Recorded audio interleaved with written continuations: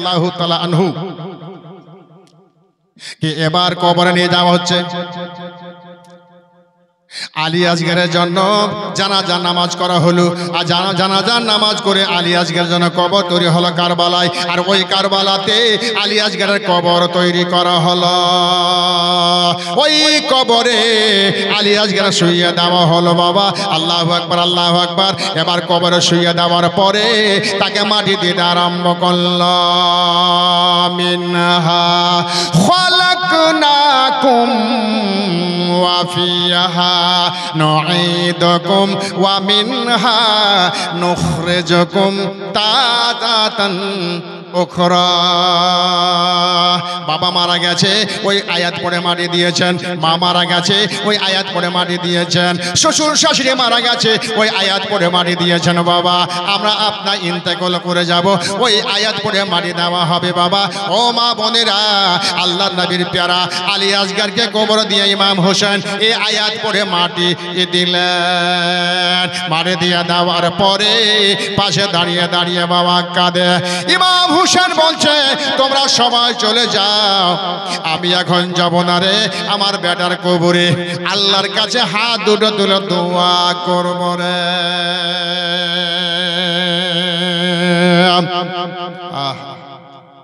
এই জন্য কই বলেছেন মুয়াজ্জিজ সামনে কারাম, হাইরে কবর কেন বাঁধো দালান ঘর,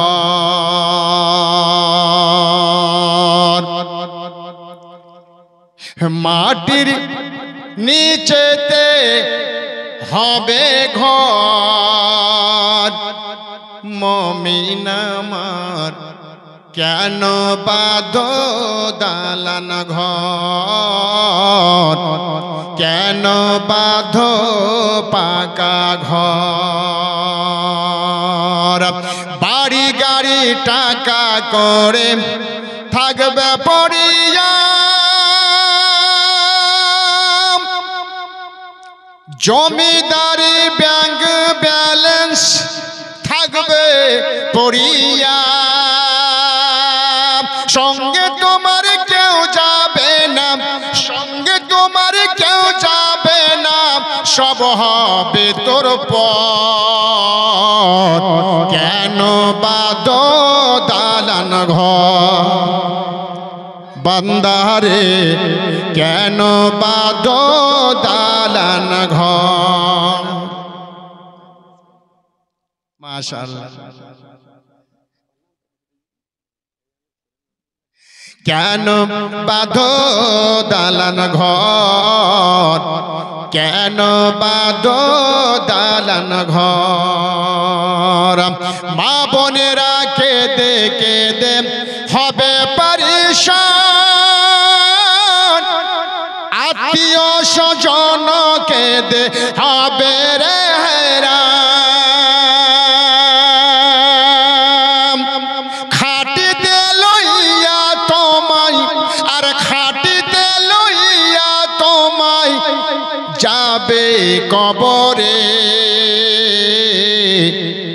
কেন বাঁধো দালান ঘর, কেন বাঁধো দালান ঘর।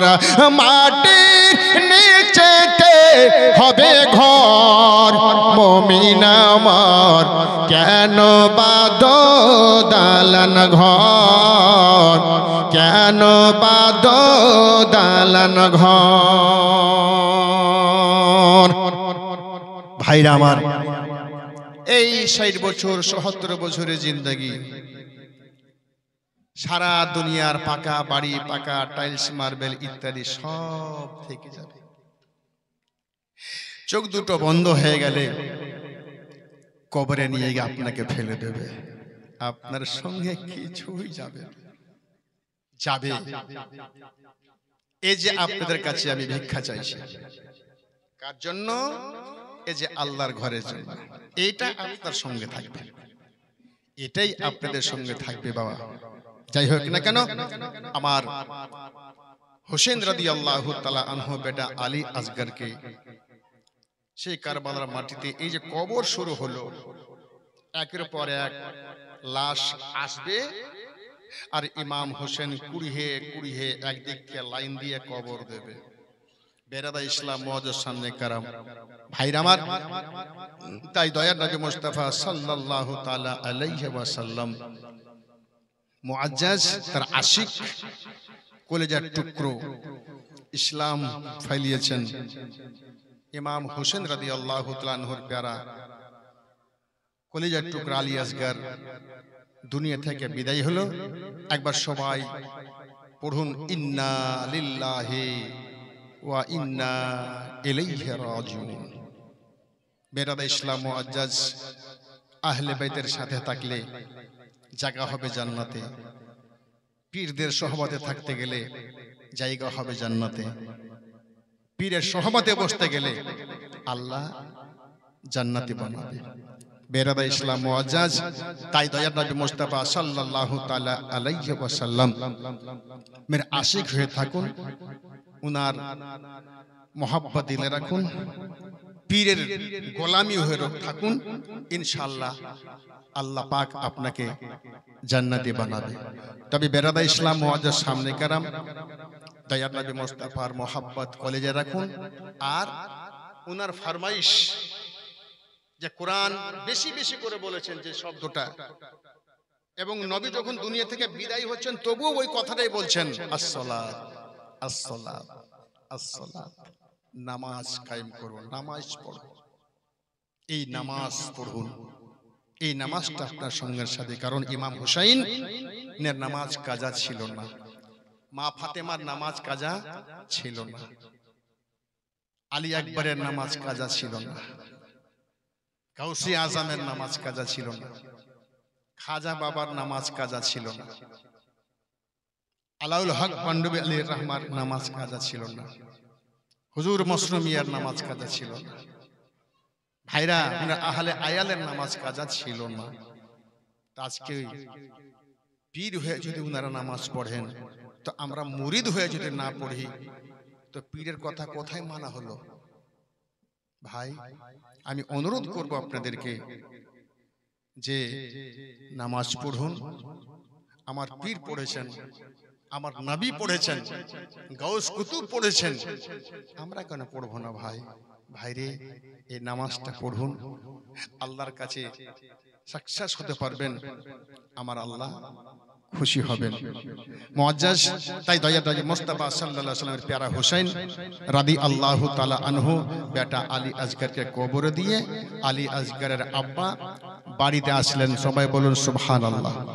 খেমাতে আসার পরে এজন্য কবি আমরা বলেছিলেন মুআজ্জাজ সামনে কারাম, ইমাম হোসেন রাদিয়াল্লাহু তাআলা আনহু পানি পেল না, পানির বদল তীর পেল।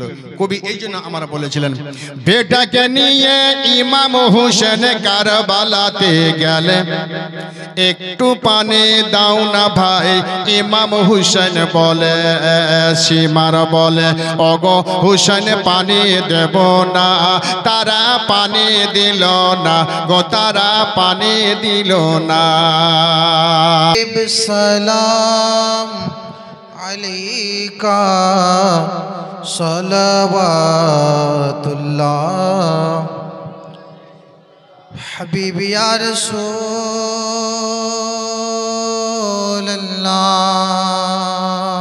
সাল্লাল্লাহু আলাইহি ওয়াসাল্লাম। নবী গো ডাকো না দারে, রয়েছি বিপদ মাঝারে, রইব তোমার দরবারে, জীবনে আসব না ফিরে। ইয়া নবী সালাম আলাইকা, ইয়া রাসূল সালাম আলাইকা, ইয়া হাবিব সালাম আলাইকা, সালাওয়াতুল্লাহ হাবিব ইয়া রাসূলুল্লাহ সাল্লাল্লাহু আলাইহি ওয়াসাল্লাম। মদিনার গলি গলিতে মন চাই শুধু ঘুরিতে দেখা দাও পর্দা উঠায়া দেখিব নয়ন ভরিয়া নবী সালাম